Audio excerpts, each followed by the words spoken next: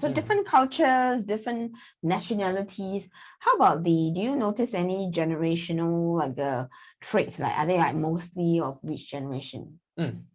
Interestingly, in Hong Kong, the Hong Kong team was also quite similar to us. It was largely millennials with a Gen X leader as well.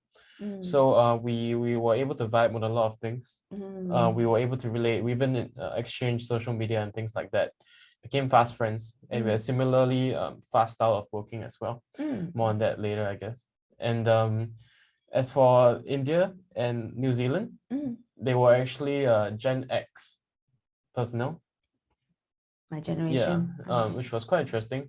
And when I spoke to them, I felt like I had to take a more respectful approach, and I had to greet them like you greet adults. There was a certain feeling like, okay, I need to respect them. I'm very polite in my emails. Make sure I sign off nicely and I attach all my images. I don't want to have some back and forth and embarrass myself. So it's quite a different feeling as opposed to when I spoke to the millennials in Hong Kong, where if I made a mistake, I'd be like, oh, sorry, let me send that over as well. More casual, right? Yeah, it was a lot more like synergetic. Yeah, versus the rest where I felt like I was answering to authority. Oh, that is so true. I think it's a good reminder for us. Sometimes we try to be, when you all try to be casual with us, then we see it as disrespectful. Whereas if, like you said, your experience with whether it's Singapore team, Hong Kong team, you similar age group, it's like, it's cool, and you use words like vibing. I mean, it didn't exist in our generation. So I know I'm trying to use all these new terms, which my son tells me don't try too hard, Mom. You're doing well. Yeah, thank you. But I think for Gen Zs, our generation, we are living in generally pretty good times, thanks to your efforts, where we are able to have food in our mouths and shelters over our heads.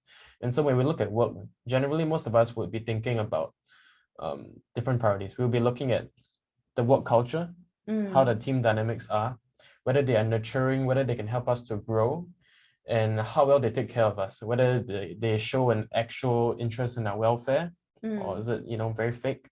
Do they actually care about what happens to us outside of the workplace? These are priorities that we definitely have. On how can other generations better connect with Gen Zers like yourself? What would be that special or one piece of advice that you can give us? Personally, I believe the best way to be able to connect and engage with a Gen Z would be to be authentic, to be very true to yourself, and to respect us.